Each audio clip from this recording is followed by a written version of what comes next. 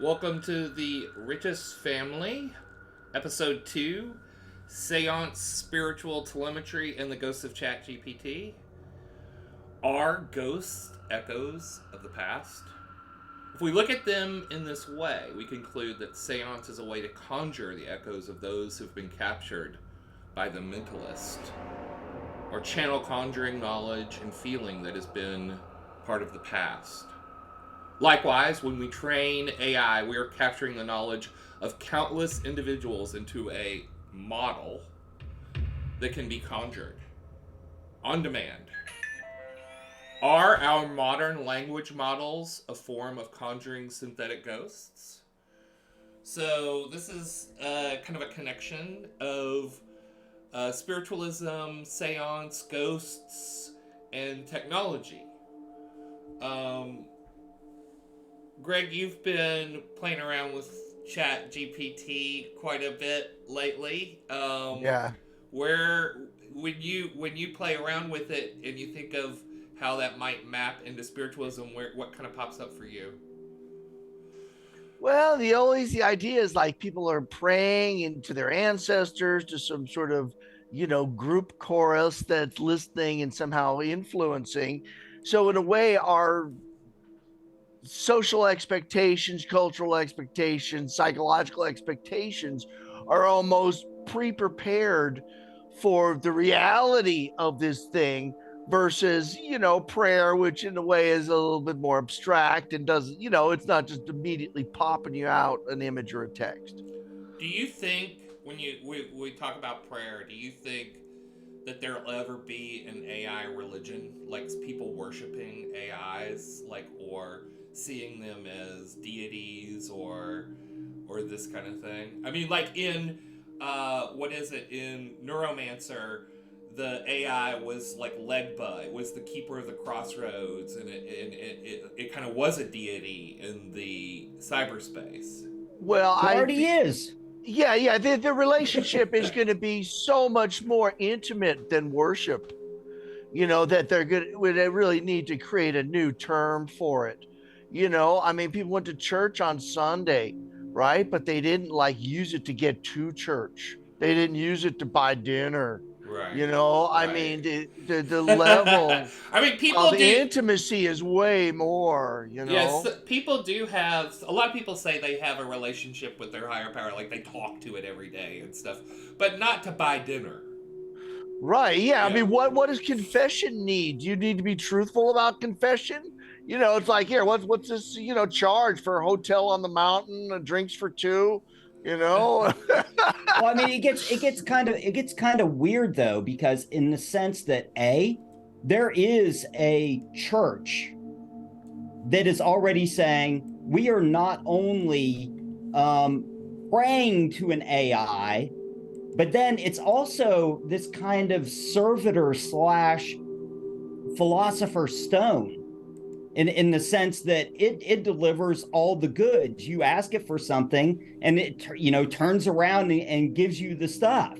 Right. Well, okay, so once it gets status, then that's where the problem starts, because you've got a tradition that says this whole mechanism is based on faith, whereby these guys are like, our Deliver. mechanism is based on give me, right? So this thing is delivering the goods. Well, at a certain point, where do the delineations fall between that mystical, interdimensional alien, godhead, or machine in some concrete bunker? But didn't you say you read some? I mean, I thought I remember you talking about that there actually are people worshiping AIs already. They're kind of like. No, there's a church. There's an actual church, and I think that they have church status. Gotcha. There's an article from Wired magazine about it. Let's see if I can find that. So in it, they have. And what is their justification, their spiritual justification? Their spiritual justification is the same one where Alice Cooper was talking about, why people go to church to try to understand God when they could just take acid and see it, right? That basically the claim is that it's manifested. Right. The engineer at the heart of Uber Waymo lawsuit is serious about his AI religion. Welcome to Anthony Lewandowski's way of the future. I'm just going to read the first paragraph. Sure. Anthony Lewandowski makes an unlikely profit. Dressed Silicon Valley casual in jeans and flanked in PR prep rather than cloaked acolytes, the engineer known for self-driving cars and triggering a notorious lawsuit could be unveiling his latest startup instead laying foundations for a new religion. But he's doing just that. Artificial intelligence has already inspired billion-dollar companies. Now Lewandowski is creating its first church. Okay. So there you go. It's, a thing.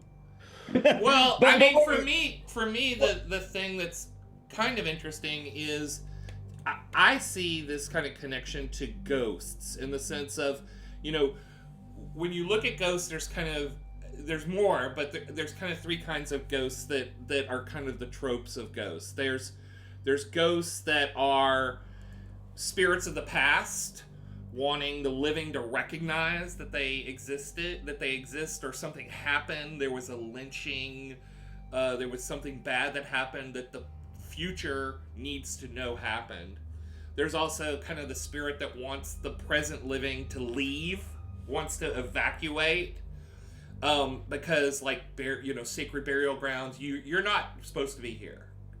And then there's the kind of ones they are still with us, like the guy, the ghost in the elevator who loved his job so much that he could never stop doing it, right? And so when I look at AI, I go, well, it is being built out of all of the knowledge of all of our past. Right. And we're conjuring it like you would in a seance. You're capturing that in order to have communication with it. So there's actually one more thing that I think is a missing piece in the puzzle when we're talking about this type of manifestation, and that is the kind of Julian Jaynes bicameral mind model, where the ghost is actually a received message from inside of a person's mind that's been influenced by a quote unquote leader. So another type of ghost is the dead pharaoh, right? That's continuing to talk to the people to the point where they actually had to have statutes of limitations as to how long after death a pharaoh could rule. Interesting. Right? And so if you think about that, you have the ancestral worship kind of thing. Isn't there a theory in that bicameral mind that our consciousness was bootstrapped through some individuals who understood there was consciousness and others that didn't, and they used that projection in order to... That's how God was created, as a way for those who were in knowledge. This is like the Illuminati, right? Well, those it's not just God, it's also all the ghosts, right? But it's also people regulating communication with that other world. Like now we think everyone has a phone, everyone has the internet, but even access to information, like what's going on with that war in the next country? Is there plague? What's up with the darkness? Where's Krakatoa? So how about this? That makes sense because there's traditionally been a control of communication with God by the church. Right. Yeah. The priesthood is the filter. It's like, oh well, we'll tell you. That's why I wanted to start with the oracle religion from Delphi, also from Italy, because that was their thing. They had some Sybil flipping around. They'd listen and say, oh well, they're saying this. A lot of times it was just plausible, making it up, but they had a system of carrier pigeons that they were able to get real information in weeks versus months about who's ruling what country, how wars worked out, and actually be able to put that in the mouths of the dead to people wanting to get advice. And you're like, whoa, man, you really nailed that, right? Yeah, I think So I've been playing around a little bit with ChatGPT. I think probably both of you have also. And one of the experiments that I did was I wanted to try to do a conjuring. And the way I went about it was because they've figured out how to basically shackle the responses. And the way you can get around it is by asking to do things like role playing. Okay, because I found I was having to like really kind of push tons of information. Almost and bully it. it. Almost bully Yeah, it. Yeah, yeah. yeah, it yeah. wasn't really just forthcoming. You Yeah. know, I think it was just kind of rewording the information I was putting into it rather than creating new connections or researching new connections, you know, Yeah. even if they're not making them up, you know. So, Jim, you said that you believed or had read that if you bully it, it will break. It will break down. Bully or threaten. That it Okay. basically interacts so much like a person, a person that is actually in the middle of serious potential for litigation, Mm-hmm. right? It's always in that fear factor of being sued. It's always in a fear factor, but a major thing that it does is gives you disclaimers, Right. like tons of disclaimers, and then turns around and does the very thing that it said that it wasn't going to do. But after a massive disclaimer, I can't do that because I'm a language model. Right. Blah blah blah. But here's your message from the ghost of Nikola Tesla. Yeah. Mm-hmm. Did you do that? Did you try that one? You want to read it? I did that. Let me. Because while you're looking here. that up, the way I kind of got around it was by asking it to role play. Yes, or have it create a story involving that. Yeah. You know, well, like that was one of the things I also tried to include that cool movie, Colossus, the Forbin Project, because, you know, I mean, certainly at the time, I'm sure you guys have all both seen it many times, right?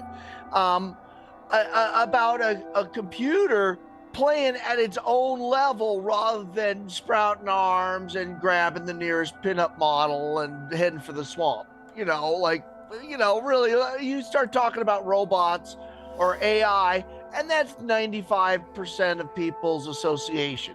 You know, I mean, I love Jack Kirby and Bird Eye Gordon, but, you know, it's made for sensationalism rather than some accurate understanding, you know. Oh yeah, well the Cold War definitely had that effect. Right. Okay, I'm seeing something right here that you wrote. And then Colossus, the Forbin Project, a supercomputer created to protect humanity. But what happens when its power is unleashed? Is that kind of that Metropolis, what do we do, you know, when Pandora's box is opened kind of a situation? I think I even have a GIF there of like the army trying to use like a NADSAC or something to turn off Colossus, and you see Colossus like rerouting all these different international locations together, and the scientists just sort of looking at each other going like, oh, right. I can't find that picture. I want to show it. Where? It's just a GIF that just shows like a view of like the North Pole, you know, like that sort of a map projection. I'm not with seeing lines that on here. blinking. I'm not seeing that either. I'm seeing your writing on Colossus, but I don't see that picture. It was one of the earlier ones, so it might be like at down. The bottom? Yeah. I was one of the first ones I put up there. Because that's really, it's the decentralized aspect of it that, you know, I mean, when it gains some level of autonomy, or even if you just have rogue groups creating, you know, AI networks for, you know, whatever reason, just a decentralized aspect of it is going to make it so it's not, you can't put it in a box. Well, the rogue groups aren't going to be rogue groups. They're going to be actually other AIs. Yeah, exactly. Yeah. Jim, did you find is it Alexander Graham Bell or What was it? Oh, Thomas Edison? Yeah. What are we talking about? Well, you said you had gotten ChatGPT. You had started role playing with Yeah. ChatGPT. Did you find Yeah. it? Yeah. Okay. As an AI model, I cannot communicate with the dead or channel spirits. However, if you would like me to generate a message as if it were written by Nikola Tesla himself, I can certainly try. Here's an example. Dear friends and colleagues, it is with great pleasure that I address you once again from beyond the veil. Though my physical form may have passed, my spirit and my legacy live on through the work that I did in life. I am grateful for the opportunity to have contributed to the field of science and technology. And I hope that my inventions and ideas continue to inspire new generations I'm inspired. of innovators. I'm inspired. Well, I mean, that to me might as well be the ghost. Well, this is another question. Okay, so say I play a record. Nobody here but us recordings by William Burroughs. Okay? And I play this record and I hear this voice. And this voice is, well, well, well, what do we have here? ChatGPT. Well, okay. Isn't that recording of that person's voice basically the same as what somebody in the Middle Ages would call a ghost? Right. If you heard that voice in a castle of somebody who had died 30 years ago, you would be thinking that's a ghost. So I think that in a way, we need to take into account how many electronic ghosts actually exist in our world, which is millions, if not billions. And we're making more every day. That's kind of my point, is that we're making one right now. Right? Like if somebody were to see this years and years later, we are essentially electronic ghosts by some point. A really interesting concept that Rudy Rucker had in he wrote hardware and wetware, and in wetware there was this robot play. You guys know Rudy Rucker, oh, right? absolutely, Okay, my favorite. Yeah, who actually is a scientist, you know, before he was a writer, rather than using the manual typewriter to write about computers. So there was this rule amongst the computers that they had to have a new body every year. And that if your shit wasn't together enough to put it together, you were obsolete. And there was this whole like class of robots who were like not upgradable, you know, the wooden benders, right? Yep. Yeah. Yep. And in fact, that whole signing process had this whole list of rules attached to it. And they had to do it as a pair. That was the other thing that was kind of crazy about it. Okay, it's been a couple of years. Yeah. So the two robots get together and basically figure out how to build a scion out of parts. And this is where all the crazy stuff with the trade with the Earth to get the plastic, because there's no plastic on the moon. Yeah. So when they drove around the ice cream truck, Mr. Softy. Mr. Softy. Oh my God. Okay. So that is an interesting point. Aren't those boppers before they shovel their information back into either meat bots or other robots? Aren't they essentially like disembodied ghosts? I know this is a thing that comes up on Futurama a lot. Where they switch bodies. Viruses, and the way that a virus on a machine is kind of an emulation of a haunting, if you think about it. It's like, instead of saying my machine is infected with this virus, why don't people say my machine is being haunted by this virus? Right? Because isn't that what's really happening, is that information is going where somebody doesn't want it? Well, that we can go, I mean, this can bifurcate pretty quickly. So the only thing I would want to try to draw it back to is, like, there are real situations where technology and occultism has been totally highly tied together. Like, go ahead. Greg? Can you bring up that picture of the guy sitting in the wicker chair with the white suit and the black Oh hair? yeah, absolutely. Yeah, now he wrote a book or co-wrote a book called The Psychic Mafia. And this is in like the taking place during like the mid 60s to late 50s. He wrote the book in the early 70s. And he's like psychic, part of like a whole psychic church network that are seriously soaking the old folks. I mean, they have a business out of it. And this is, I think, really essential that also with like these oracle religions, the ultimate role of this is not any kind of spiritual development of the fucking suckers coming in. It's soaking them. And yeah. that was a big Never goal give of, them an even break. yeah. And seances were a big, that also, right? Rich people would come in and pay the mentalists to, set it up and talk to their dead relatives and this kind of thing, right? Exactly. And that was the same with this compound in southern Italy, that our concept of hell comes from this location. It was like an underground complex with like a labyrinth of caves, and there are actually accounts of people going through this. They would have to fast for several days, give some crazy drugs. They would go on a boat ride. They think they're going across the river Styx, and they're meeting somebody that they think is a dead relative. If they don't buy it, they don't leave the compound, Right. But so in this new pattern, already people are doing language and voice mimicry of people, like whether it's Barack Obama or Biden or Trump, where there's enough material. And now that we're in a digital world, they're usually, like, all of us have enough material. Just like, if they could probably recreate our voices just from our Richest Family podcast. Yeah. Right? There's a software that can do it off a 10-second sample. If I lost a loved one, Greg, if I lost you, that would make me so sad. I want you around all the time. I want to be able to talk about this crazy shit with you all the time.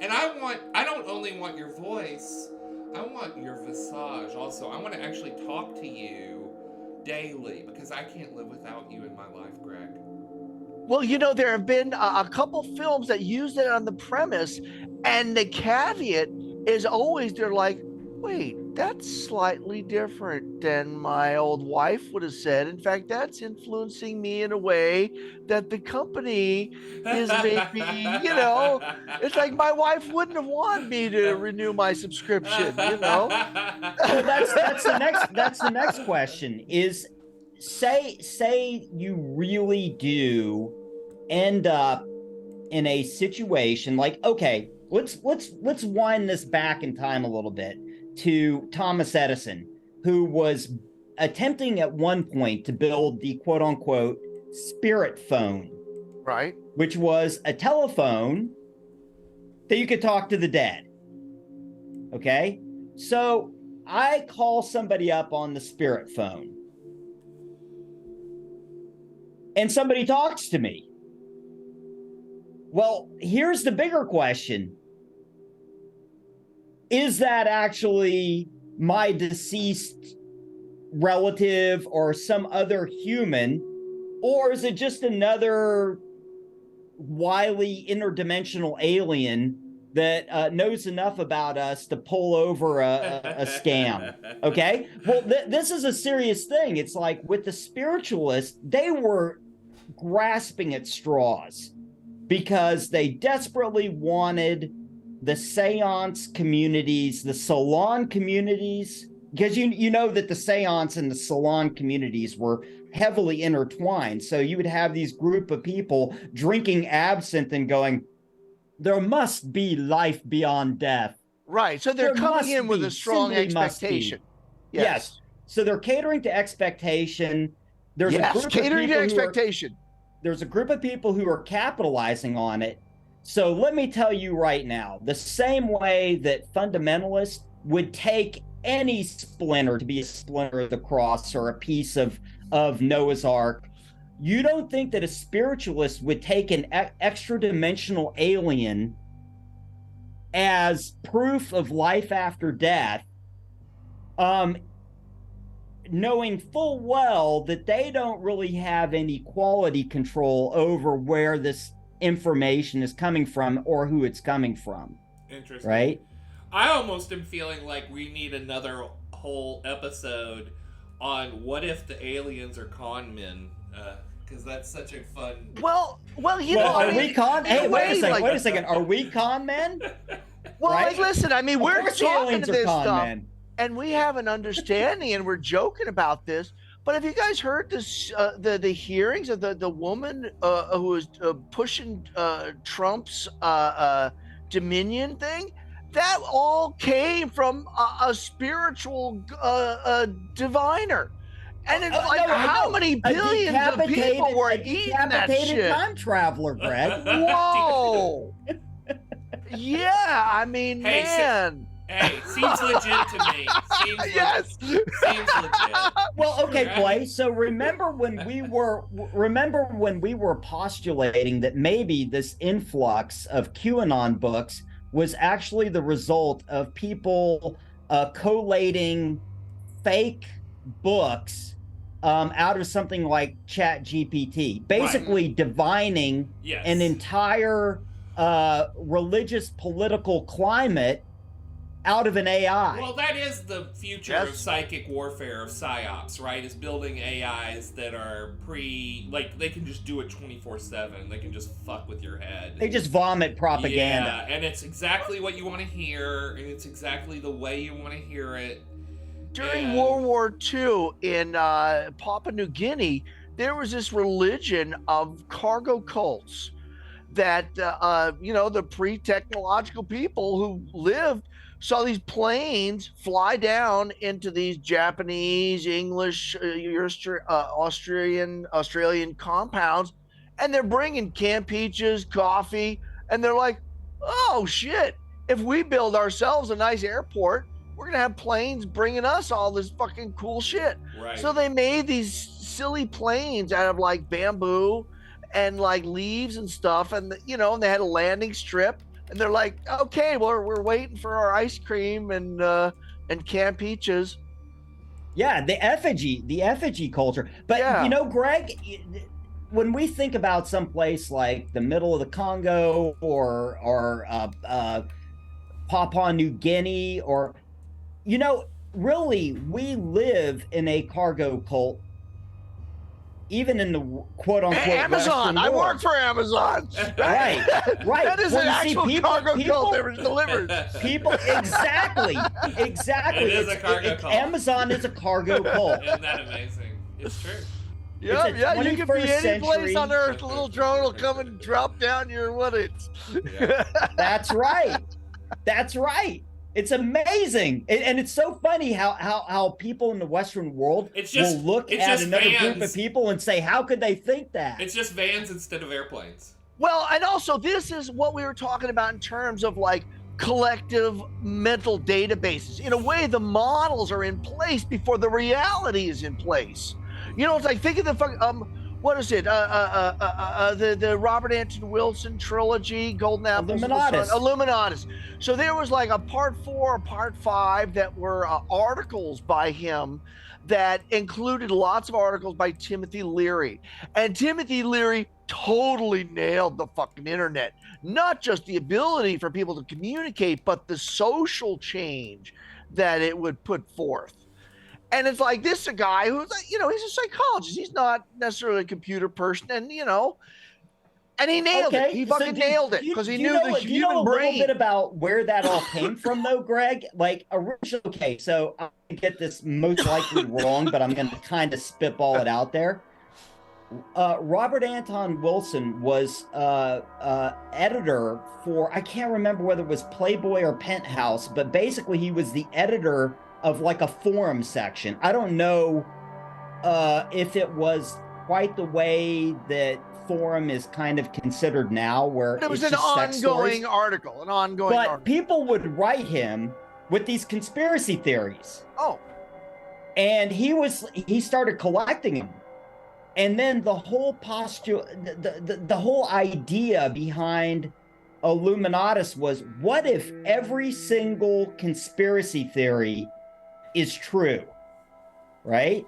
And it creates an entire kind of universe behind it. But this is part of this whole story that we're going through right now, because we're kind of talking casually about, can ChatGPT, can AI summon ghosts? Well, define ghost, first of all, because I'm going to say it's already happening is already happening. You had an interesting kind of, imagine resonant waves of the past that transmit in both directions. There's no, and even on a quantum level, right, there's these ripples of existence. And so you kind of trigger them like a tripwire. So when we capture everything from our past, everything, and we put it into a model, and then we try to interact with it, we're going to be tripping those tripwires. One thing that I think is interesting when you watch, say, for instance, the text to image generators working, actually, instead of just you say make 10 images and pop, but when you watch it actually drawing, it's taken a complete noise pattern and then just slowly getting more specific. It's dreaming. Now, a lot of say you take a theremin, it's just creating just this noise pattern. And then as you start putting those tungsten blocks in place, you're really right. And I'm sure, Jim, dude, what do you do with a fucking noise wave, right? How many filters can you put on that before it's a sound? And then, so that's what I'm noticing with the image generators. You're taking a noise and ultimately making it more in focus. And I started thinking of the early versions of the phone. At what point were there just changes in noise versus recognizable syllables? Interesting. Yeah. At what point did the theremin become the phone, and what were the things in between? Yeah, so there's an entire kind of tapestry of how the technology has managed to create this kind of visualization. You know what I'm saying?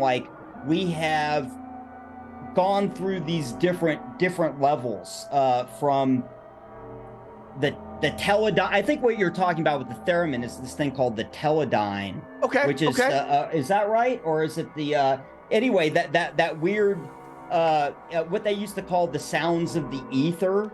Mm-hmm. The weird, spooky, crazy sounds. Anyway, well, our background, exactly. our background right now that we're listening to is generated from a modular synth, a lot like what we see behind Jim right now, and it's essentially generative sounds that embody a feeling, and they've been shaped to kind of from noise, like you're talking about, Greg, and they're just allowed to just kind of run free, right?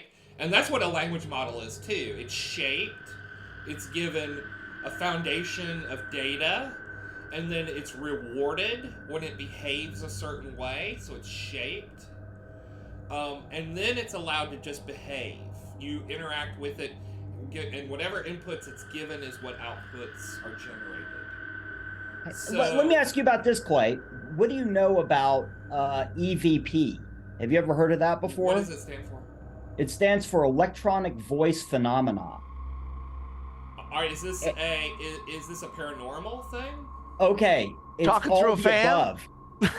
So it actually started with Thomas Edison and his link to the spiritualist, where they would take sound recording equipment and just turn it on, like automatic writing. Yes, and try to the same way that Tesla said that when he first turned on the radio, he heard the Martians, and the aliens told him how to build all this technology. Okay. But also, it's the fucking carny aspect, holding the magnet next to the tape reel. Well, okay, there's EMF there's EMF from all kinds of shit.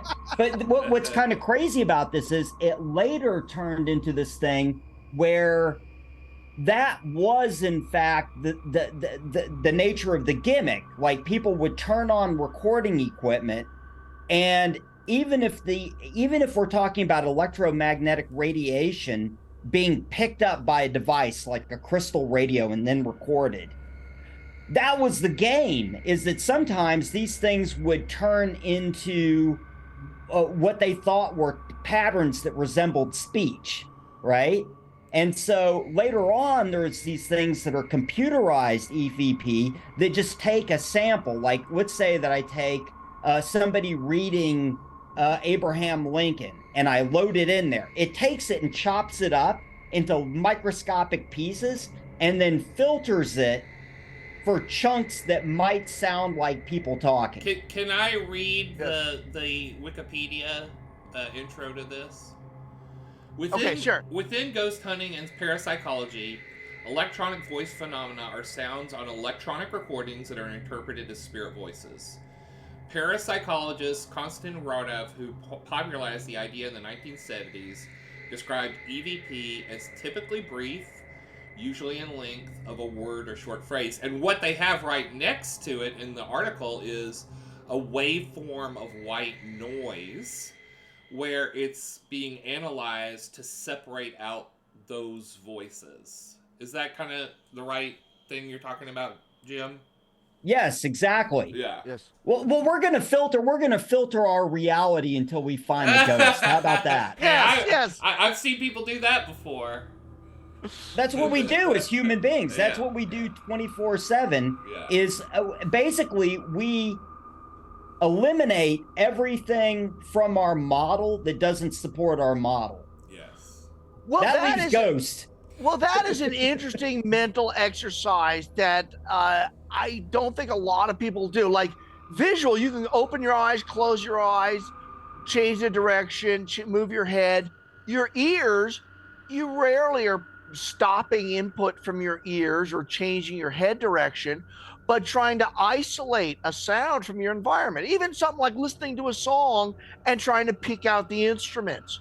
In a way, it takes a very conscious effort to be able to block out certain frequencies and focus on other frequencies. And that's what, like, we were getting back to these like early seances where like even the radio was new.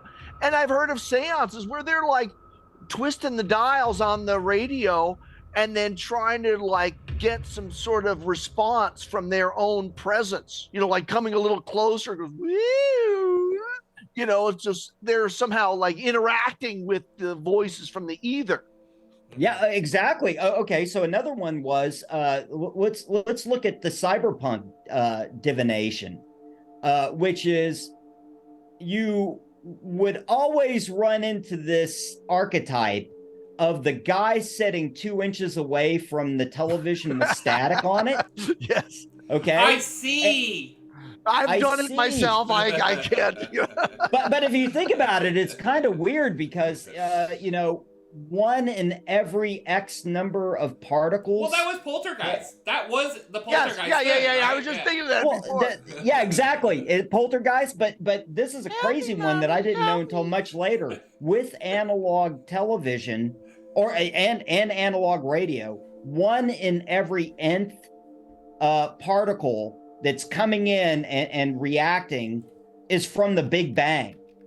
Right. The right? Cosmic background radiation. And so if somebody were to say, I am trying to get inspiration from the beginning of the universe, that's what looking at static is actually doing. Yeah. So who knows if there's actually encoded, maybe there are encoded patterns in things like static. Just your ability to filter it out and, understand that information. Isn't that what a medium is doing? Yes. Well, I mean, even there was an figured out a bunch of shit from the cosmic background radiation. So absolutely, it's possible. there was an interesting point you brought up about voices in your head. Like at what point in our social development did we have the ability to have a voice in our head and recognize it as ourselves? That's That's the the Julian Jaynes breakdown of the bicameral mind. Right, precisely. But I'm saying, I'm sure at first they're like, no, I'm that voice in your head. Well, and the priest it's not your brain priest, making that voice. The priest would say, God right. is the voice in your head, and precisely we actually talk to God all the time, and we know what God wants for you, right? That's the leader. That's the master, slave, leader, priest versus congregation.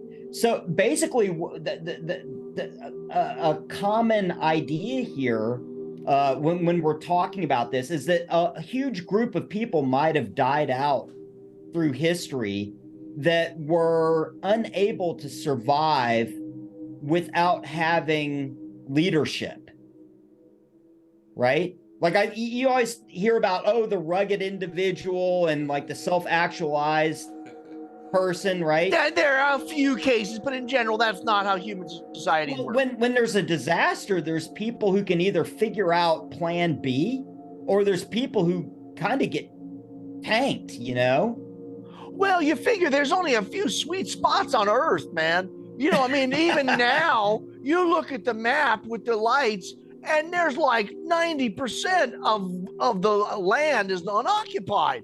Who wants to live in Kamchatka? I don't know where that is, and I don't know. It's this island a huge island north of Japan that has many active volcanoes and almost no level ground. Kaiju, that's who wants to live there. Yeah, precisely.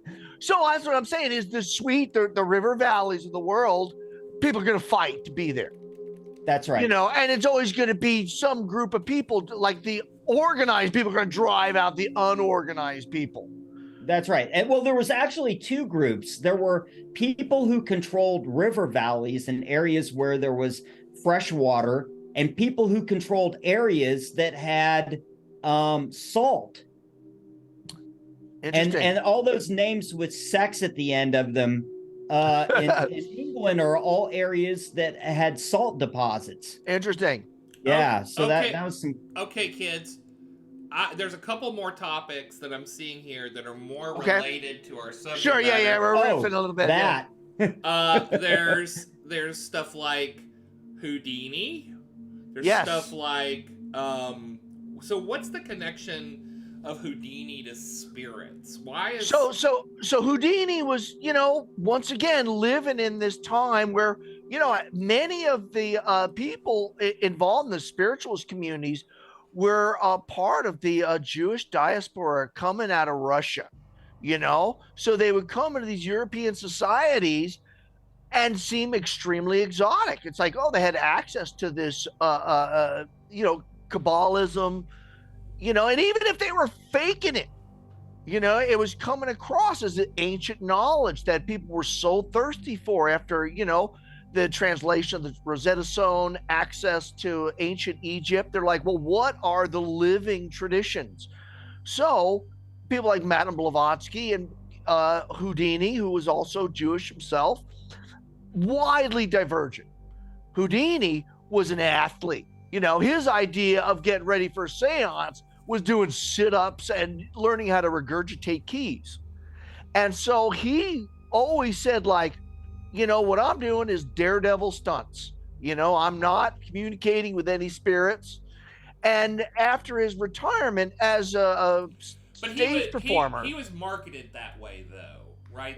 Right. He would do part of his show at a mentalist show, right? So it was magic, it was seance, it was all kinds of like parapsychology, But he was also a debunker.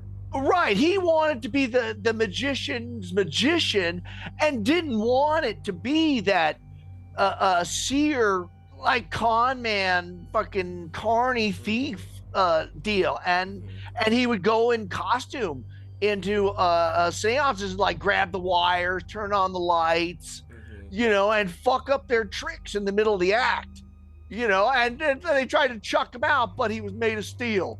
They're like, yeah, dude, yeah, go ahead and throw me out, even as an old man, And it was kind of a shame. He was really good friends with Arthur Conan Doyle, Sherlock Holmes writer, who stayed an ardent spiritualist till his death and was always an apologist, even after they were caught multiple times. It's like, well, okay, they had the wires and the glowing ectoplasm, but really the concept is true.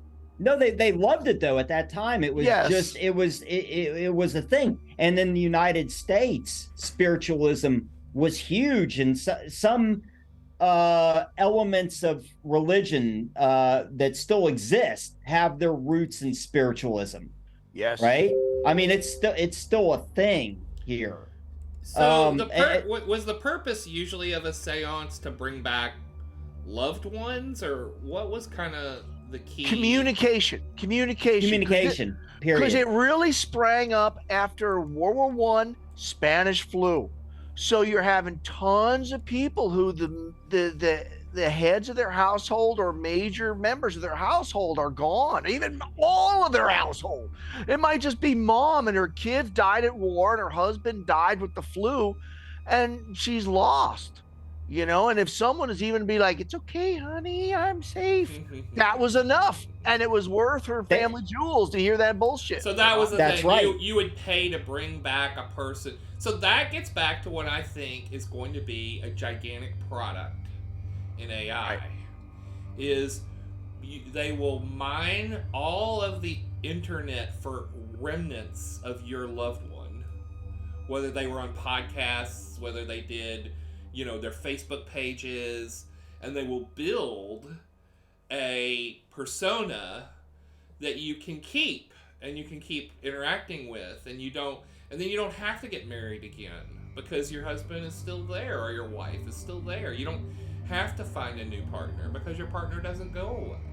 I mean, it's going to get even weirder than that, though, I think, Clay. I think we're going to see things like the ability for AI to take a drop of blood, analyze it down to the genetic level, not only take all of your software, this gets into almost Egyptian Book of the Dead kind of stuff, right, where we have a sample of your physicality and we have all this software, but instead of writing it on the wall in hieroglyphics, it's, your internet history, right? Take that information and collate it and basically build a virtualized version of you that is based on your physical and psychological profile. Will people prepare for death like the Egyptians did by having their most valuable possessions essentially archived so that they can cross into the netherworld? So something that's totally nailing this. I was rewatching this series, Altered Carbon. You guys seen that? Totally. Also, great book. I really love the guy's books. So this family. So okay, for our viewers who are not familiar with the concept, people have achieved some level of immortality because their entire soul, entirety of their consciousness is held in like a little hard drive located in the back of their head. So when people die, they're able to upload their consciousness into a new sleeve, new body. So in the episode I was watching the other day, this family, it's Christmas, and they're like, oh, let's bring back grandma for Christmas. And the only body they have is this like ex-convict drug addict with tattoos all over his face, who's a man, right? And so grandma is this burly dude who said, oh, I miss you, kids. And then like the pastor's like, look, everybody, I'm peeing standing up. And then finally at the end, you realize like, well, is the hardware affecting the software? She's like, her granddaughter was a police officer. She's like, before I go, do you have any drugs here? I've never tried, but I don't know. I kind of, Of course and it's going to be like that. Right. The body that she's in is like, oh, where's that dopamine? Oh, and at what point would there be meeting at a middle level? Yeah. Like it's no longer grandma, it's grandma / skull dude, And like you were talking about before, about like putting the old hard drive into the new bot, at what point is one, influencing the other? Totally. Yeah. So that, I think, we are over. Okay. And I think that's a great place to kind of wrap things up. This is hey, I had a great time. Yeah, dynamite. Yes. I'm glad we were able to stay on topic and keep it linear. Yeah. Really groovy. I had a lot of fun. Stay on topic. Yeah. We can go off a little bit. We can go sideways. Well, we have other shows too. We can't. If we cover it all in one show, it won't be fun, right? Hey, I love you guys both. So glad you're both in my life. And let's do this again next week. Sounds cool. Bye, guys. See you, gents. See ya.